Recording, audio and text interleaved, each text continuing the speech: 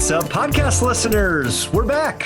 Andy and Drew here. Welcome to episode 31 of the What's Up Castleberry podcast.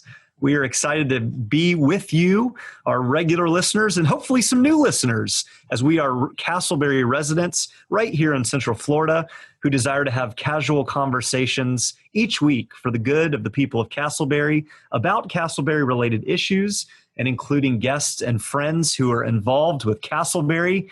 Andy, we've got a good conversation lined up with our friend Omar Bohler. Excited about that conversation. Yeah, it's going to be a great one. Such a wise man with a lot of insight and a lot of practical wisdom to pass on to us all. He is. I always glean a ton from our times together. Andy, we're seeing a lot of each other. We're on Zoom still this point in our conversation, along with producer Robin. But you and I have been out and about around town safely, of course, delivering donated items, hosting race conversations, setting up Zoom calls, just a lot going on. Are you sick of me yet? I'm sure you're sick of my face. Absolutely. I'm wondering when we can record on phone call, maybe for your sake, so you don't have to see me as much. But no, it's good to be seeing each other. We've seen each other at the schools, and this Walmart project that you mentioned was really exciting. We're both members of the Chamber of Commerce, and Walmart was looking to get rid of some excess supplies that they have. So they called the Chamber, and the Chamber called you and I to see if we could help distribute some of these giveaway gifts that Walmart had. And because of our connections, we're able to donate them to the school and help a lot of needy students there. So honestly, Drew, when we meet over projects like that, I just love it because it feels like we're doing what we're made to do, to serve people, to connect people, to help the vulnerable, and to make our community stronger.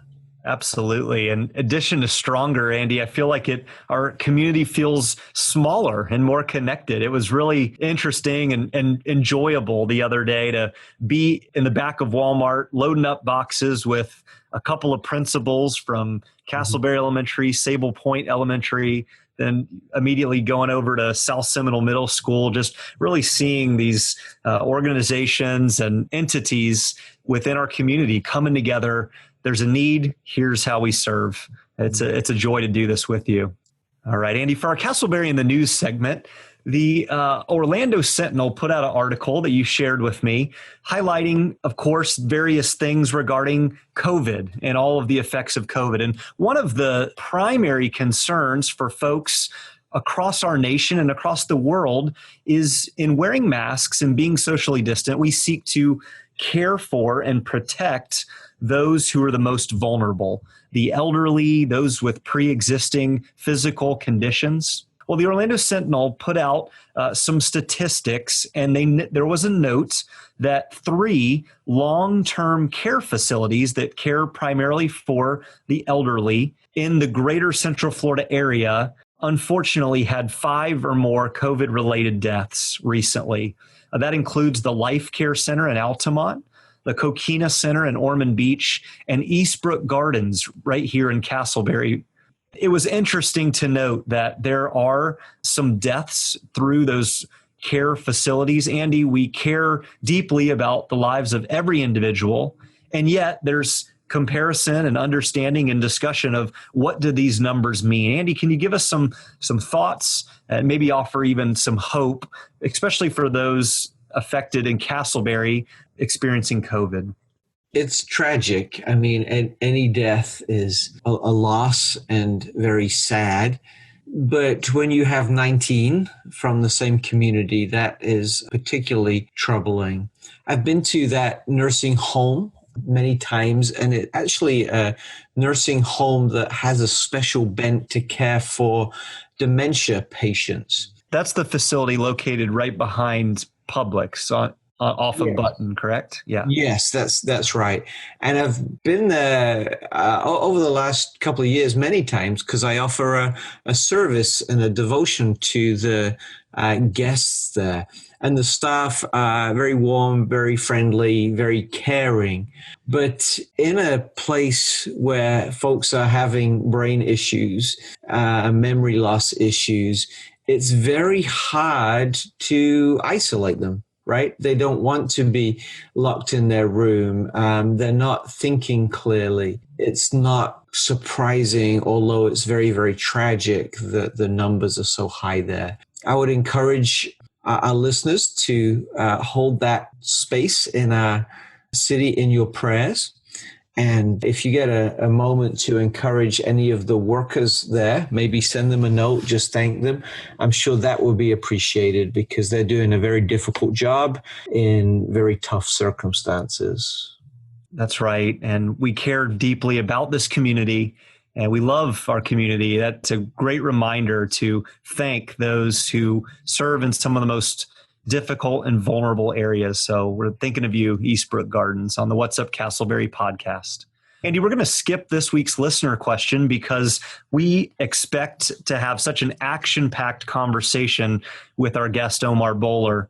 But listeners, we want to hear from you. We're hoping in the near future to perhaps put together a mailbag episode, kind of highlighting several questions and just topics around the community. So if you have a question, a comment for the What's Up Castleberry podcast, you can post those. Direct message us on our Facebook page or Instagram page, What's Up Castleberry. You can leave a question or comment in the review question of the review section rather of the podcast feed, or reach out to us on our website, whatsupcastleberry.com. We look forward and love hearing from our listeners. Today, our podcast sponsor, a relatively new sponsor, is All In Construction Services. All In Construction Services has been in the Central Florida area since 2008.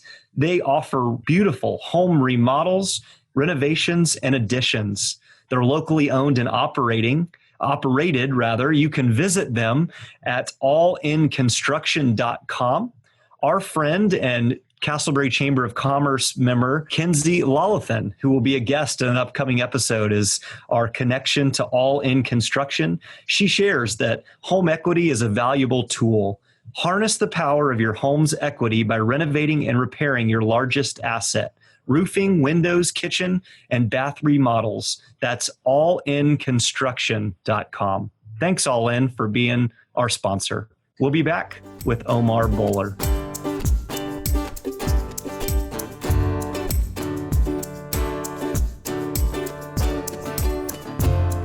All right, welcome back, listeners. Thank you so much for sticking with us. This is the exciting part of the show where we get to have a conversation with a person of interest in our city, someone who is involved in the life of our community and can shed some light and hope and wisdom into who we are. We are delighted today to have Omar Bohler with us. Omar is the Deputy Chief Probation Officer for the Juvenile Detention Center. Did I get that right, Omar?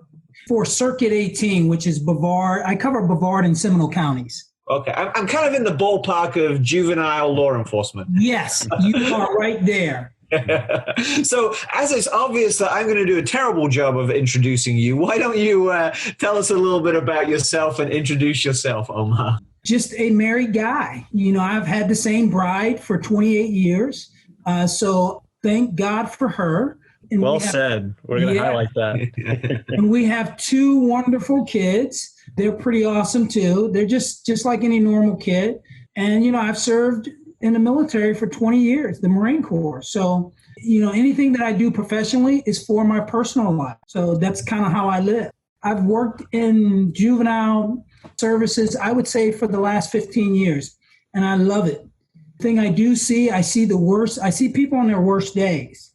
And that's why I love it, because I like being that person there to give them hope on those days that not every kid goes through, but somebody that can see them and still care about them and not hold that against them.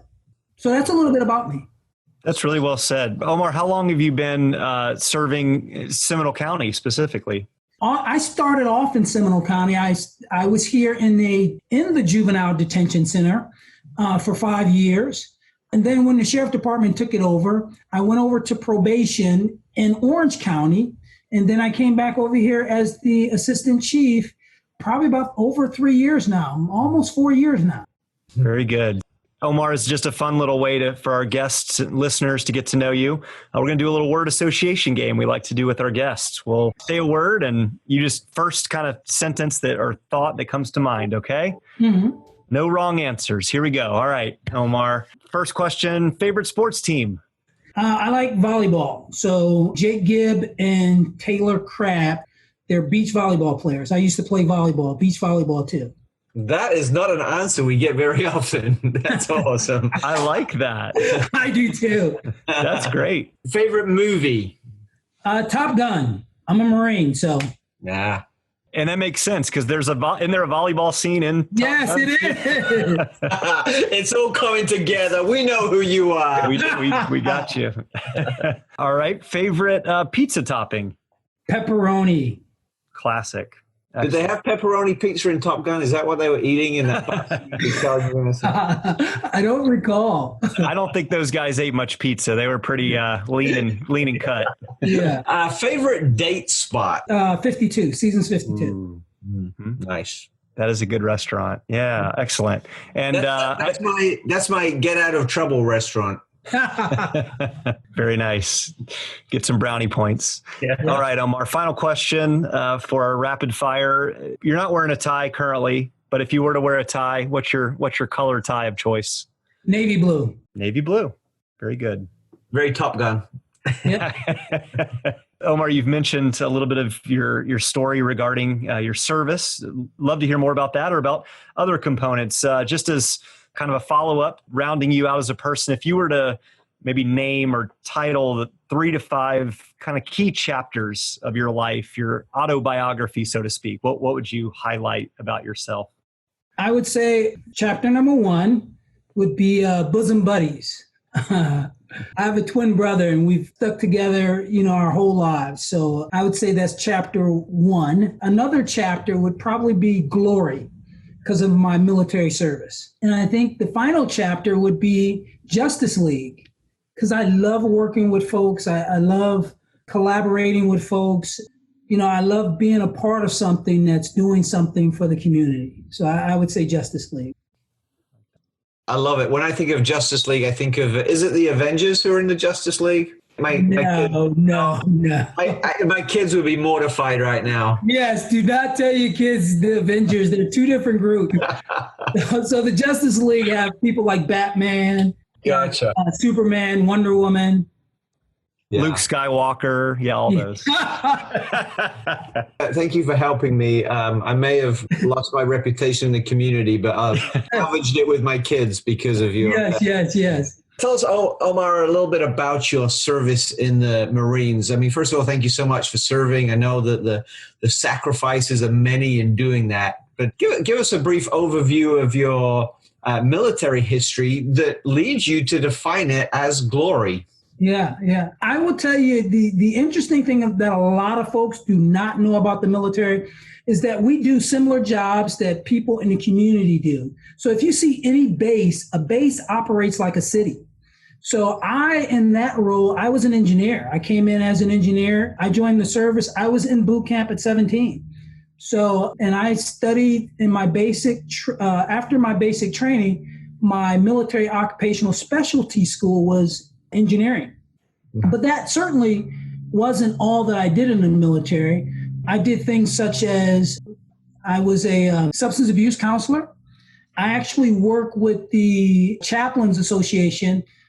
They did what is known as chaplain enrichment development programs.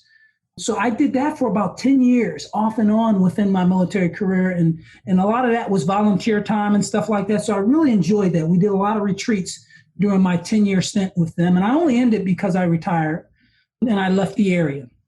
And then I also did what is known as critical incident stress management facilitator. A lot of people don't know that when people come back from combat, and I have 2 combat tours myself, but when people come back from combat, they have to go through a period, if you would, where you get reacclimated to the community in which you came from, your family, and you go through group counseling. And a part of that is there's facilitators, and then there's certain people that represent certain people within a person's command or within facilitating field. So you may have a psychologist, you may have a substance abuse counselor, and you may even have somebody who's a uniformed person. So I fit the billet of substance abuse counselor and a uniformed person. So I did many things when I was in the military, and I only got recalled from my substance abuse counseling days when 9/11 hit. So when 9/11 hit, I got recalled. Matter of fact, I was in my office, I was in a counseling session, and, when the first plane hit, struck the Twin Towers, and I called my wife and I said, this is going to happen. I'm going to go away. And within 2 weeks, I was gone. So I think a lot of people do not know that the jobs that exist within the military are vast. Right. When we think of military service, we think of Top Gun, right? Yeah. And we think of combat too. We think of everybody is carrying a gun and they're fighting at all times. And that's just really not the case. 90% of the military supports the 10%, 24-hour gun toters, if you would, the infantry unit.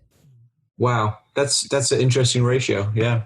I'm gonna go off script just a minute, guys. I think something you said, Omar, really struck me. Your work in the Florida Department of Juvenile Justice, really, it sounds like, I love what you said, your quote about wanting to move towards people in the very worst of days. Mm-hmm. And it seems like there's a real connection there. How are some of the things you picked up in your job in the Marines then connected to the role of what you do today and working with young men and women here in Seminole County? Wow, Drew, that's a very good question. I think especially that question draws me back when I was a critical incident stress facilitator. People would come back emotionally. These were men emotionally drained, emotionally can't connect with their own families. I know even when I came back from combat and I had been a facilitator, I'd been a substance abuse counselor, I was well aware of how to reduce my stress, and I was overwhelmed. I could not even sleep in the same bed as my wife because I was concerned about what I would do in the middle of the night. So I think for me, really connecting with those folks and even our kids in this county, it really makes me feel like I'm doing a service to these kids that are, in a sense, just left by themselves. I mean, we get the worst of worst cases. We get human trafficking victims. We get people that's been abused themselves and now carry out that abuse. I have not met a kid that was in our system that was not traumatized far beyond even that I can imagine. When I think of that question, Drew, again, very good question, I think about how it allows me to relate to them and how it allows them to relate to me because I'm okay with that. So you're running into juveniles at their worst, situations of trafficking, and we know the horrendous stories behind that. I'm sure there's lots of abuse and loneliness and just tragedy in those kids. And I guess we can call them kids because that's kind of what they are. Yeah. What is your role with the Justice Department, Juvenile Justice Department, shown to you about some of the challenges that our society is facing? Obviously when a child is in crisis, a lot of the time it's a symptom of something else, of a bigger problem. What are the bigger problems you're seeing in society that are revealing the symptoms that you're dealing with in adolescents and young people? I think we have gotten away from services that could really help our kids. I like I said, I always relate to the kids because I came from a poor neighborhood too. And I think, and this is just my thoughts on this, but, social programs started to leave when we started to militarize police forces. I can be pro-police as I am, but pro-services in the community as well. And my thought was, as a kid, I stopped playing baseball when you had to start paying for it.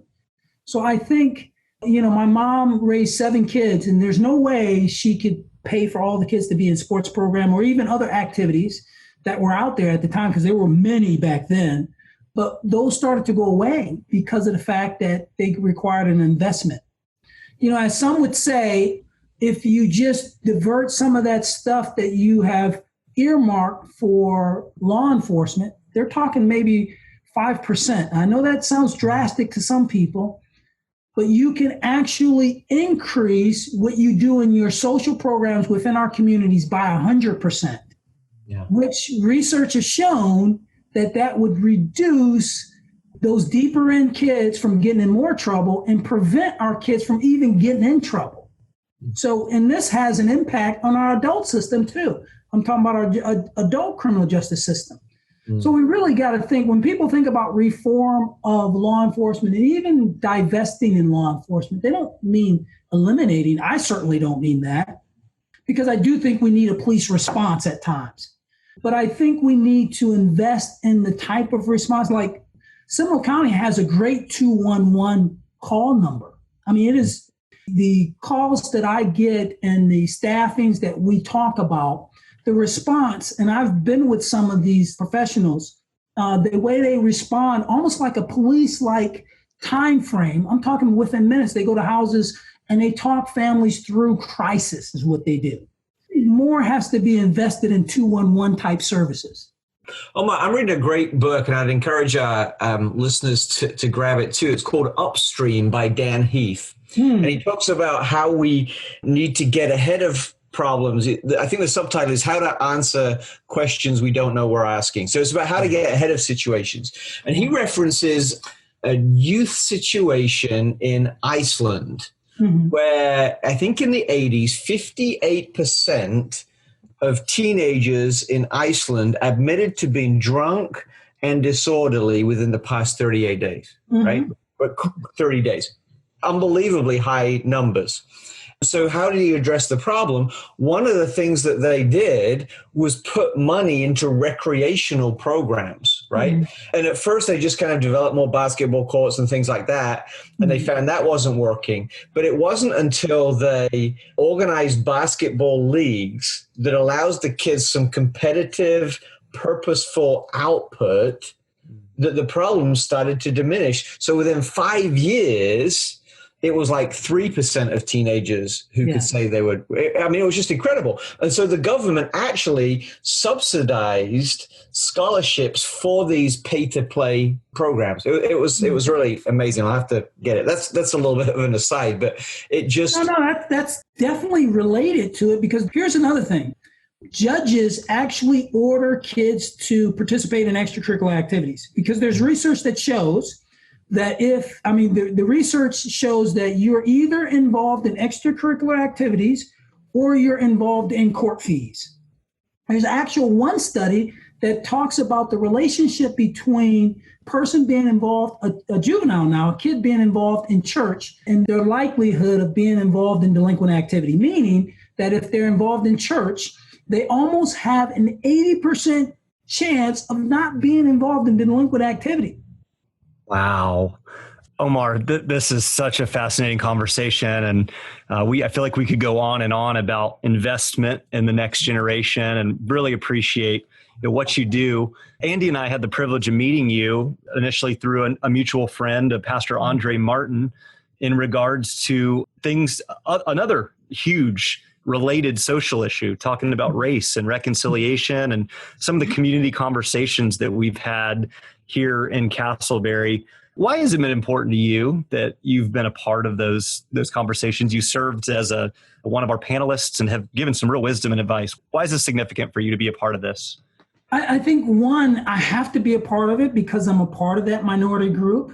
I kind of been Black all my life. So for me, I truly, it's relatable to me. I mean, you always get involved in something that's relatable to you. I guess the other thing is that I'm in a court system and I see it. I have stories, personal stories of kids that are treated differently.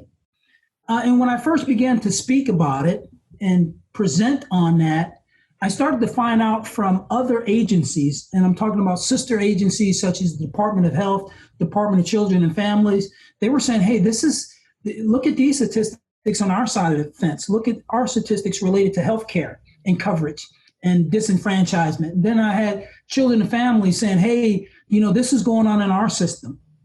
I would have realtors tell me, tell me this is going on where they are from. So I started to find out how deep the rabbit hole is, and I still haven't learned it all, but I think that's what kind of motivated me to speak more about it, but also to debunk some of those things that people, I think, Andre, we spoke about this a couple of times, the lack of information.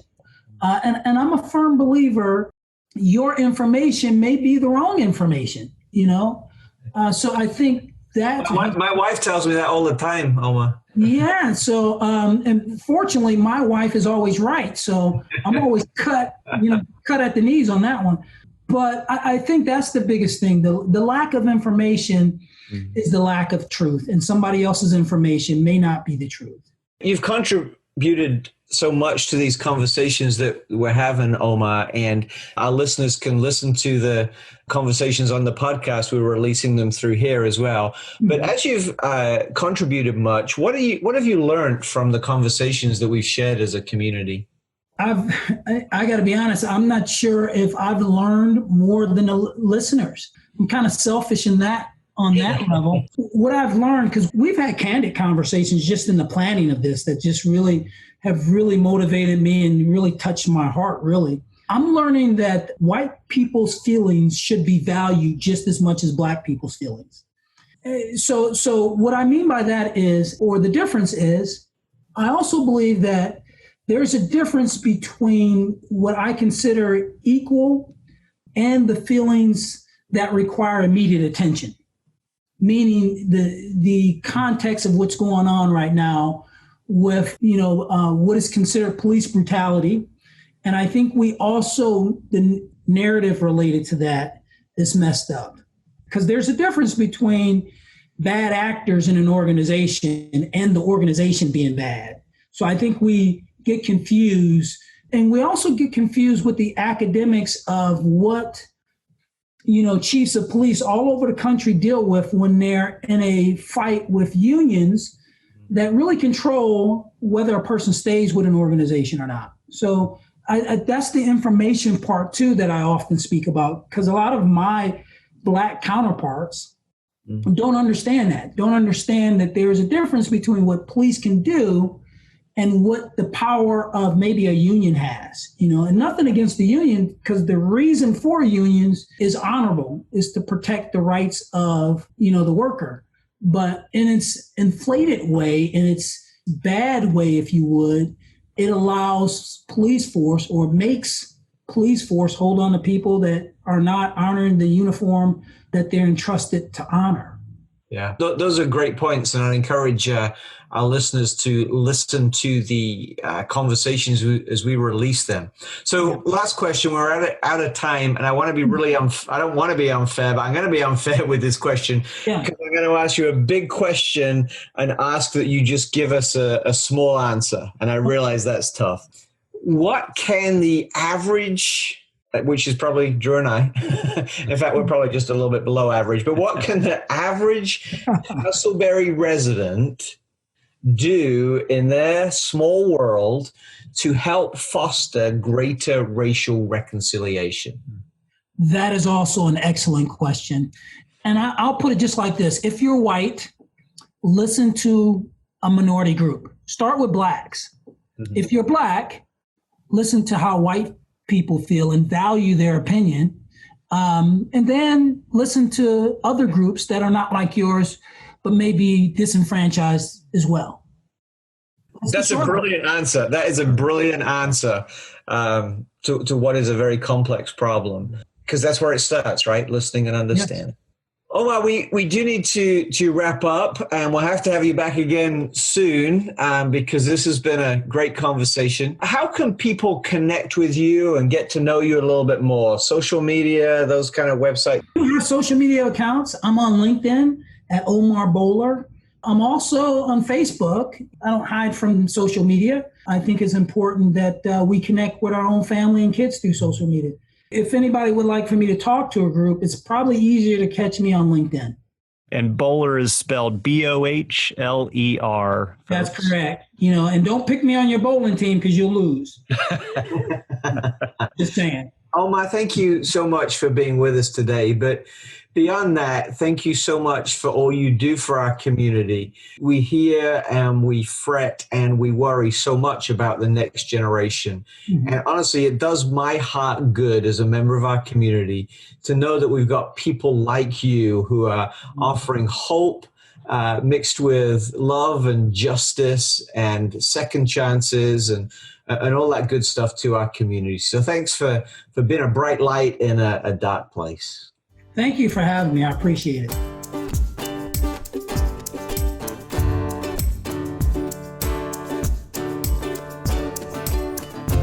Drew, that was so insightful. Let's make a note to have Omar back again real soon.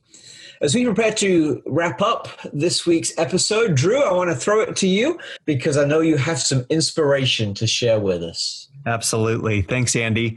Yeah, that was fantastic and inspiring by Omar. Appreciate his time. Our inspirational quote today or this week comes from Alexander Pope. And the quote is this: "To err is human, to forgive divine. To err is human, to forgive divine." You know, I couldn't help but think as Omar was sharing about working with individuals who have erred in one way or another and are at a place in their life where they really have the opportunity, a choice in which kind of path to make, to continue down the path full of errors and hardships, or the path that would lead to kind of restoration. I can't help but think that all of us, if anyone knew what's going on in our hearts and our minds, we all err in one way or another. We all mess up. That really is part of the human experience. But we need to be forgiven, and we need to forgive others. I like that there's almost a supernatural or even godly element based on this quote to the concept of forgiveness, because forgiveness does not come easy. So listener, if you are needing to be forgiven, understand that messing up, making mistakes, committing errors is part of the human experience. But don't wallow in that. Pursue forgiveness. And listener, if you're in the other shoe, the other position, if you have the opportunity to forgive, you can do something miraculous in the life of someone who's hurt you. Seek forgiveness, because in seeking to forgive, we come together both as individuals and come together as a community. Thank you, Drew, for sharing that thought with us. There is great freedom in forgiveness. Listener, thank you so much for joining us today on the What's Up Castleberry podcast, a casual conversation about our community. This podcast is produced by Robin Kepi. And for more information, please check out our website, Facebook page, Instagram, or podcast feed, all with the name What's Up Castleberry. Please like and subscribe to our podcast, and please rate and review us. Until next time, we hope you have a great week.